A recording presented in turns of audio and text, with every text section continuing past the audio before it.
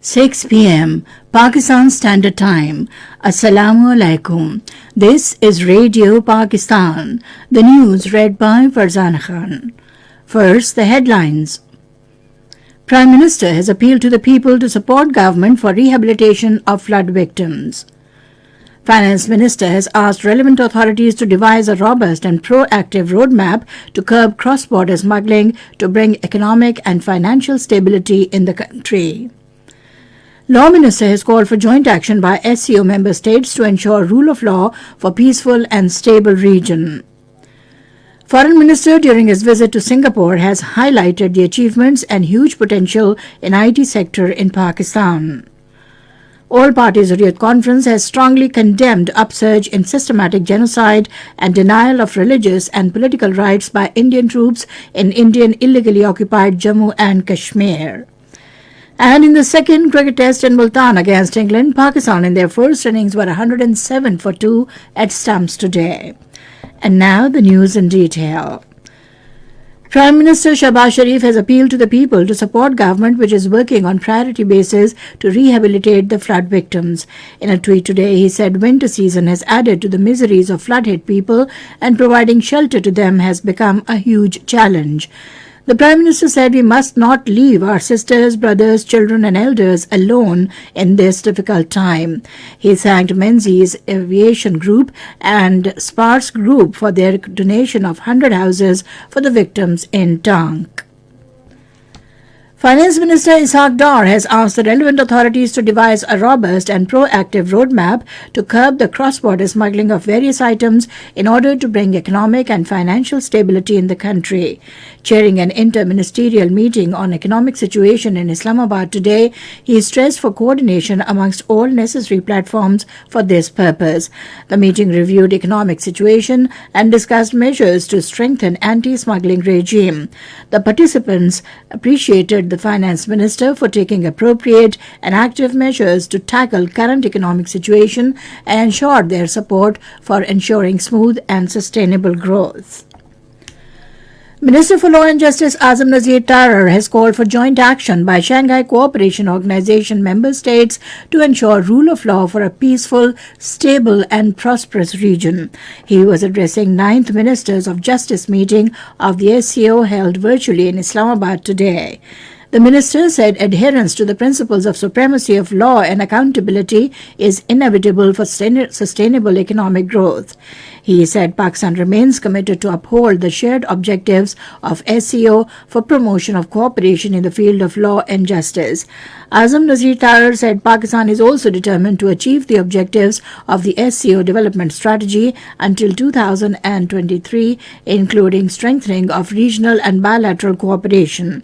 Mentioning Pakistan's progress in the area of forensic science activities, the Law Minister highlighted the formation of state-of-the-art Punjab Forensic Science Agency and several prefabricated satellite forensic evidence collection units in the country. He vowed that Pakistan will continue to extend its full support and cooperation in achieving the objectives of the SCO in the field of law and justice. The conference was addressed by the Justice Ministers of China, Russia, Kazakhstan, Kyrgyzstan, Tajikistan, Uzbekistan, India and Pakistan. Pakistan and Singapore have agreed to enhance bilateral engagements and cooperation. The understanding was reached during meeting between Foreign Minister Bilawal Bhutto Zardari and his Singaporean counterpart Dr. Vivian Balakrishnan in Singapore today. The two leaders reviewed the state of bilateral relations and expressed support for ASEAN-led processes in Asia Pacific. Foreign Minister Bilawal Bhutto Zardari also held a meeting with President of Singapore, Halima Yaqub. They discussed issues of mutual interest and agreed to enhance bilateral cooperation. Foreign Minister Bilawal Bhutto Zardari also visited Meta, that is Facebook Asia Pacific headquarters in Singapore. Highlighting the achievements and huge potential of IT sector in Pakistan, the Foreign Minister expressed keen desire for an enhanced cooperation between Pakistan and Meta. Minister for Planning and Development S.N. Iqbal inaugurated Governance Innovation Lab in Islamabad today to ensure good and transparent governance through civic engagement. Speaking on the occasion, he said this laboratory is the first of its kind which will work towards introducing technology and improving delivery in public sector departments. S.N. Iqbal expressed the confidence that it will also find solutions to important problems including economy. The Planning Minister said the government believes in practical steps to check corruption and ensure transparency. This is Radio Pakistan giving you the news. Pakistan has reiterated its call to world community to stop India from its blatant human rights violations in Indian illegally occupied Jammu and Kashmir. The call was made by Minister for Human Rights Riaz Hussain Pirzada and Advisor on Kashmir Affairs Qamar Zaman Khaira while addressing a news conference in Islamabad today. Riaz Hussain Pirzada said India must immediately withdraw its troops from occupied Kashmir and lift all restrictions imposed there. He said Pakistan always has and will continue to support the Kashmiri people who are facing Indian atrocities. Speaking on this occasion, Qamar Zaman Khaira said world must fulfill its responsibility to uphold the sanctity of law and human rights in the Indian-occupied Kashmir and Palestine. He said Pakistan stands steadfast with its Kashmiri brethren and will raise their voice at every international forum. In Indian illegally occupied Jammu and Kashmir, All Parties Hurriyat Conference has strongly condemned the upsurge in systematic genocide, extrajudicial killings, arbitrary arrests, torture and denial of religious, social and political rights of innocent Kashmiris by brutal Indian troops. According to Kashmir Media Service, the APHC spokesman in a statement issued in Srinagar today on the eve of World Human Rights Day deplored that the oppressed people of Jammu and Kashmir do not enjoy even a bit of the famous Universal Declaration of Human Rights adopted by the United Nations General Assembly on 10th of December in 1948. The posters containing the pictures of APHC Chairman Musarrat Alam Bhatt, Shabir Ahmad Shah, Muhammad Yasin Malik, Asiya Andrabi and other Kashmiri political prisoners were also displayed by several pro-freedom organizations.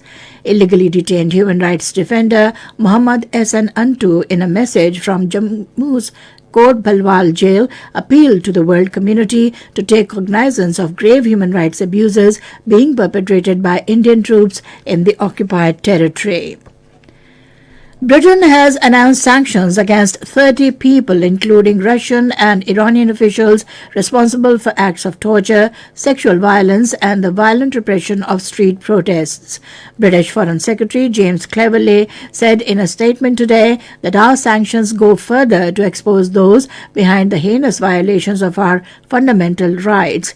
He said sanctions are coordinated with international partners to mark International Anti-Corruption Day and Global Human Rights Day. And now cricket. In the second cricket test of three-match series in Bulletin against England, Pakistan in the first innings were 107 for 2 at stumps today. For Pakistan, debutant spinner Abrar Ahmed got 7 wickets, while another spinner Zahid Mahmood got 3 wickets. Skipper Babar Azam and middle-order batsman Saud Shakil were at the crease with 61 and 32 runs respectively. Earlier batting first, England in their first innings scored 281 runs. Opener Ben Duckett scored 63 and Oli Pope with 60 runs remained leading scorer in the England innings. And now FIFA. The quarter-final round of FIFA World Cup begins in Qatar today. In the first quarter-final, Croatia will take on Brazil at 8 p.m., while the second quarter-final will be played between Argentina and the Netherlands at 12 midnight Pakistan Standard Time. And finally, the weather report. Cloudy and dry weather is expected in most upper parts of the country during the next 12 hours. However, light rain and light snowfall over the mountains at isolated places in Upper Khyber Pakhtunkhwa, Gilgit-Baltistan and Kashmir.